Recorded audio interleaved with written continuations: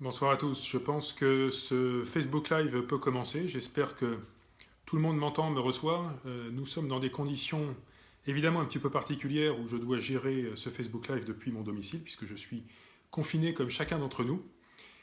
Je vais donc commencer à attendre peut-être que quelques personnes nous rejoignent. Je crois que nous avons quelques personnes qui commencent à rejoindre ce Facebook Live. Quelques informations. Bonsoir. Pour vous parler d'abord de sujets dont j'entends parler régulièrement et qui me remontent par les réseaux sociaux. Un premier sujet qui est celui de l'arrêté de couvre-feu, pardonnez-moi, dont un certain nombre de personnes m'ont parlé. C'est un sujet que j'ai évoqué avec la police, que j'ai évoqué avec monsieur le sous-préfet, qui lui-même a interrogé le procureur. Je veux le redire ici, nous n'avons pas besoin d'arrêter de couvre-feu. La police me l'a certifié, ça n'est pas du tout un outil qu'elle demande, dont elle a besoin. En réalité, il faut d'ailleurs comprendre que la police, comme nous tous, comme tous les services publics, fonctionne aujourd'hui finalement avec des effectifs malheureusement réduits. Certaines personnes sont confinées, des personnes sont en garde d'enfants. Donc la police doit se concentrer sur les missions essentielles. Et de toute façon, malheureusement, même si ça nous énerve de voir qu'il y a des personnes qui ne respectent pas le confinement, de toute façon, la police, de nuit, va se concentrer en priorité, c'est ce qu'elle m'a dit, sur les violences aux personnes, sur les cambriolages, sur les délits. Il ne faut pas imaginer qu'un arrêté de couvre-feu, magiquement, fasse rentrer chez eux les personnes les plus récalcitrantes. Il ne faut pas imaginer qu'un arrêté de couvre-feu mette, par miracle, je ne sais pas, l'armée dans les rues. Non, un arrêté de couvre-feu, c'est simplement un outil, un document, qui permet aux agents de verbaliser une violation de cet arrêté par une amende de 35 €. Or, il existe déjà aujourd'hui, grâce aux textes nationaux, la possibilité de verbaliser une présence non justifiée le soir ou la nuit ou un regroupement par une amende de 135 €. 135. Donc ça existe déjà. La police a déjà cet outil. Donc je le dis, je le répète, il n'y a pas besoin d'ajouter à ce qui existe déjà un outil moins intéressant, un outil moins puissant qui serait l'arrêté de couvre-feu. Voilà pour ce sujet-là. Un deuxième sujet important qui est celui des marchés. Et là, c'est une information toute fraîche. Nous avons redéposé aujourd'hui une demande de dérogation pour nos marchés douaisiens. Et je viens d'apprendre qu'elle a été acceptée. Donc évidemment, nous serons très attentifs à ce que nos marchés douaisiens soient organisés convenablement, avec des écarts entre les différents stands, avec des écarts entre les commerçants, avec notre client, stand par stand, de façon à ce que les règles d'hygiène soient les meilleures possibles. Mais nos marchés donc, pourront reprendre vraisemblablement dès ce vendredi au bourg de Béthune. Voilà pour les deux informations les plus importantes qui étaient celles du couvre-feu et celles des marchés. Je vais tâcher de récupérer les informations que me remontent les uns et les autres. Alors n'hésitez pas maintenant sur ces deux premiers sujets ou sur d'autres à partager des questions, à m'interroger. Je vois apparaître les commentaires. Voilà, je vous le dis, nous fonctionnons dans une organisation un peu nouvelle. Je découvre ce fonctionnement du Facebook Live et je vais tout de suite fixer une règle. Ce Facebook Live ne fonctionnera pendant cette période de confinement que pour l'organisation des services municipaux et de leurs partenaires sur le confinement lui-même. On ne va rien aborder d'autre, on ne va pas parler de sujets plus génériques. On est sur le confinement uniquement. Maintenant, n'hésitez pas, toutes les questions sont les bienvenues. Une question qui me remonte aussi régulièrement concerne les personnes sans domicile fixe.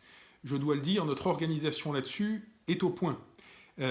Nous avons un accueil de nuit qui est géré par une association, l'Aïel des Toits de Vie, à la rue de Marché, Joël Poiret. Nous avons aussi un accueil de jour qui est géré par les Compagnons de l'Espoir et nous avons mis à disposition des Compagnons de l'Espoir un gymnase, le gymnase de la Tour des Dames. Donc les personnes sans domicile fixe peuvent être accueillies de jour comme de nuit et l'association qui gère le 115 peut proposer des places à toutes les personnes qui le demandent à condition qu'elles appellent tôt le matin à Douai ou dans les villes voisines. Voilà pour les personnes sans domicile fixe. Une personne m'interroge sur le fait de désinfecter les rues.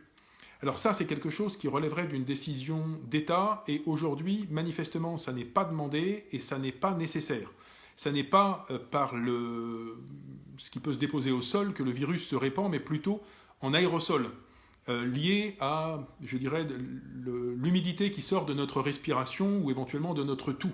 Donc il n'y a pas besoin de nettoyer, enfin de désinfecter les rues, mais nos agents continuent évidemment de faire le travail de nettoyage régulier de nos rues.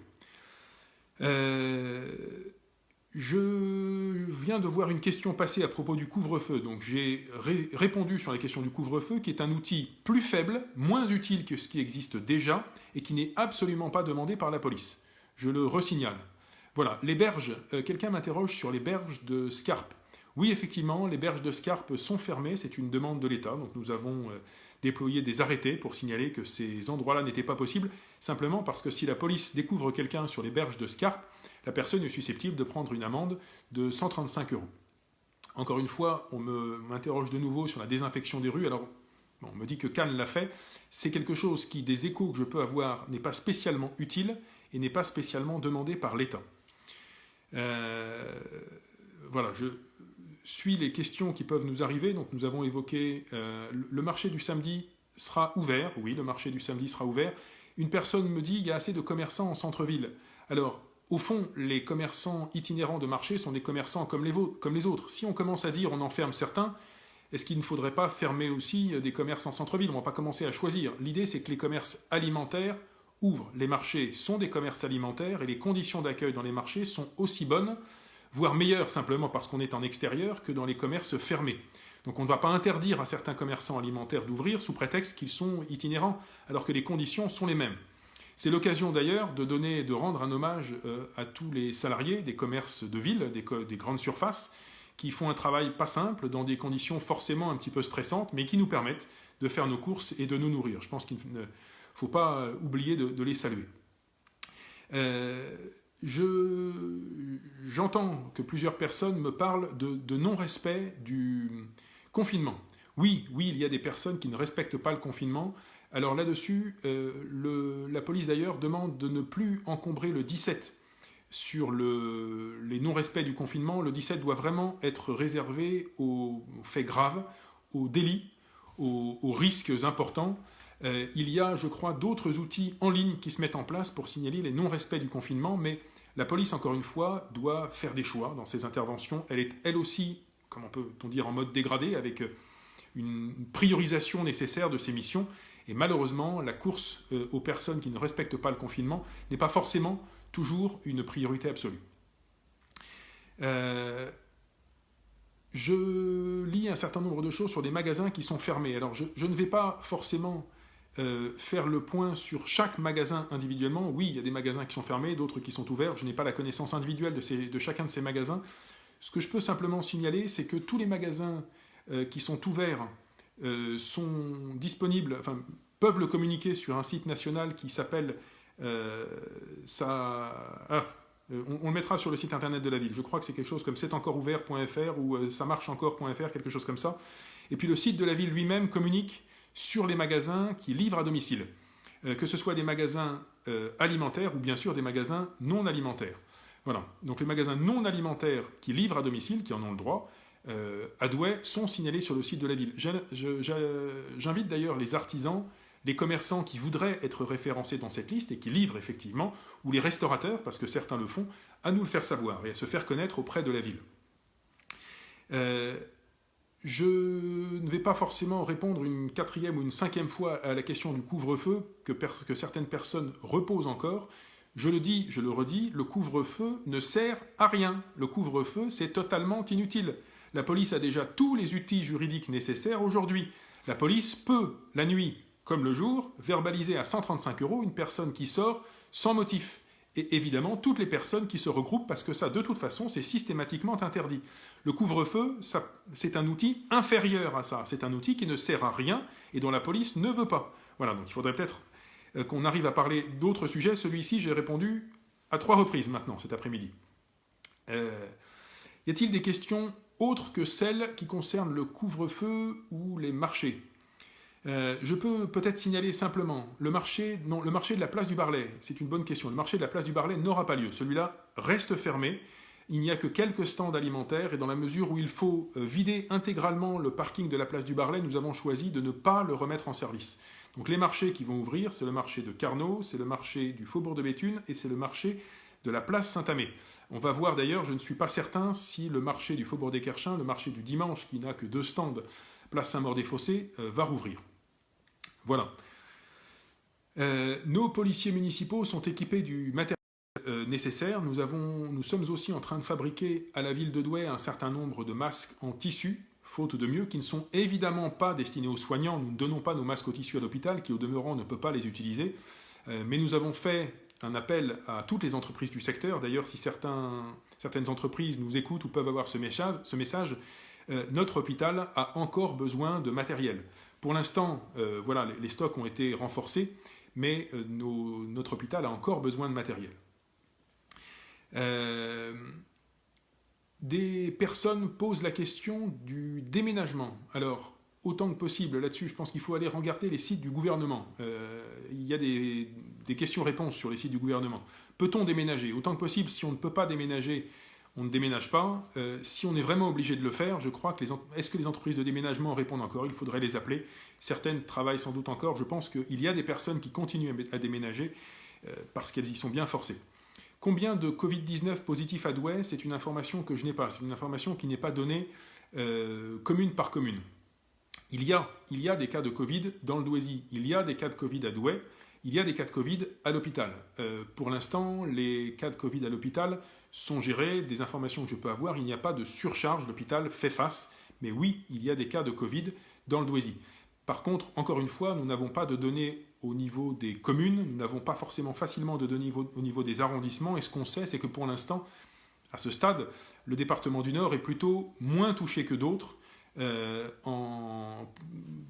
comparativement à sa population.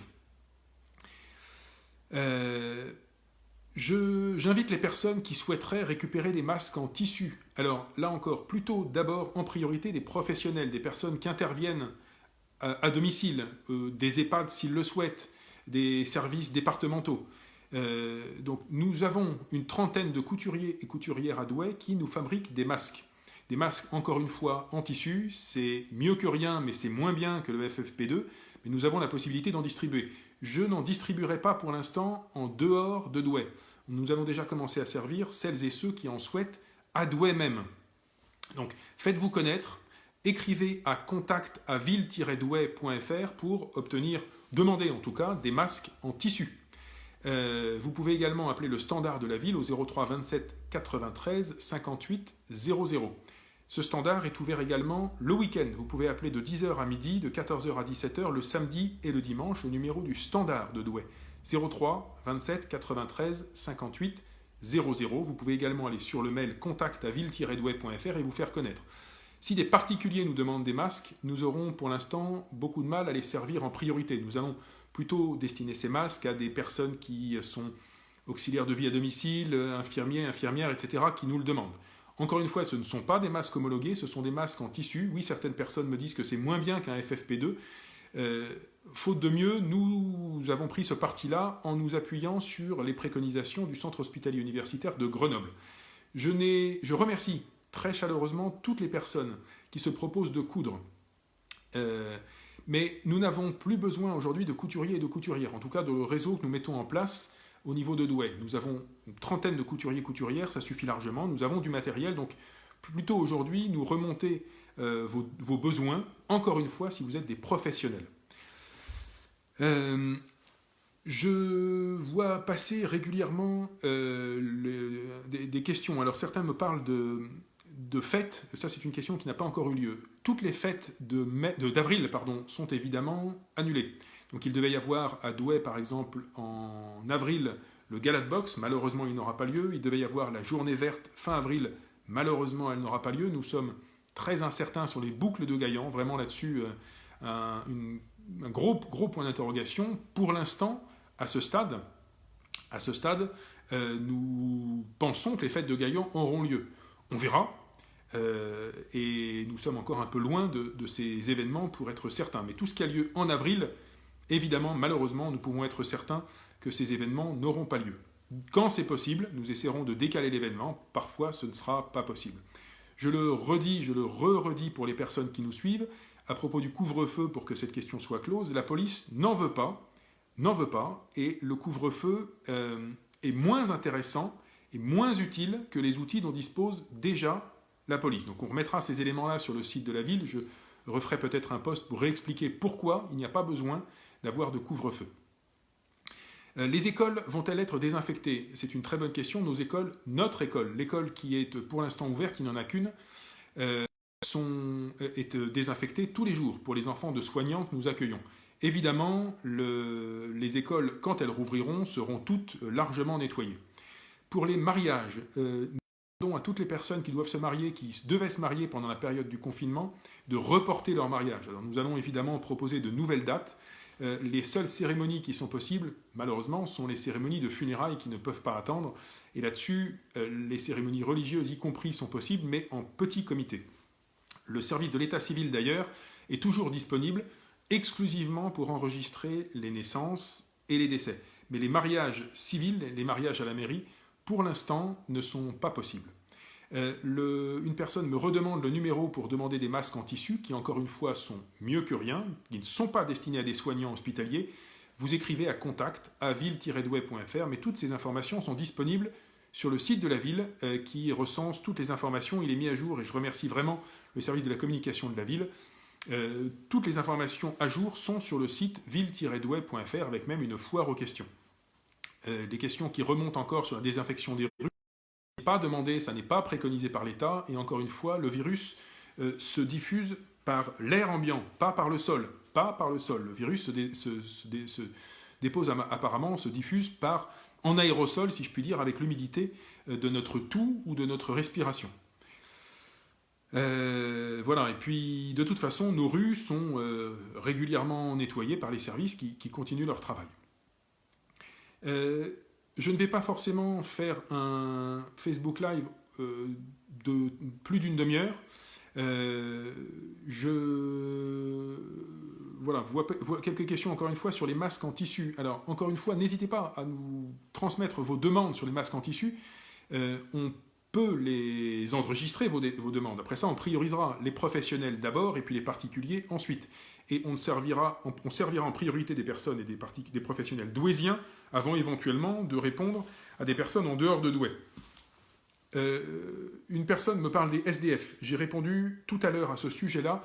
Oui, tout le dispositif est en place pour les personnes sans domicile fixe. Ces personnes sont hébergées de nuit et de jour. Et pour les personnes sans domicile fixe qui téléphonent tôt, au 115, avant midi, des solutions leur sont systématiquement proposées. Il y a toujours des réponses, soit à Douai, soit dans d'autres communes, et un ticket de train leur est fourni pour qu'elles puissent se déplacer. Nous avons encore des personnes sans domicile fixe qui dorment dehors, ça arrive, mais pour certaines de ces personnes, ce sont des gens qui le souhaitent, qui ne veulent pas rejoindre les lieux d'hébergement d'urgence. Voilà, c'est la liberté de ces personnes et il n'est pas prévu de les forcer.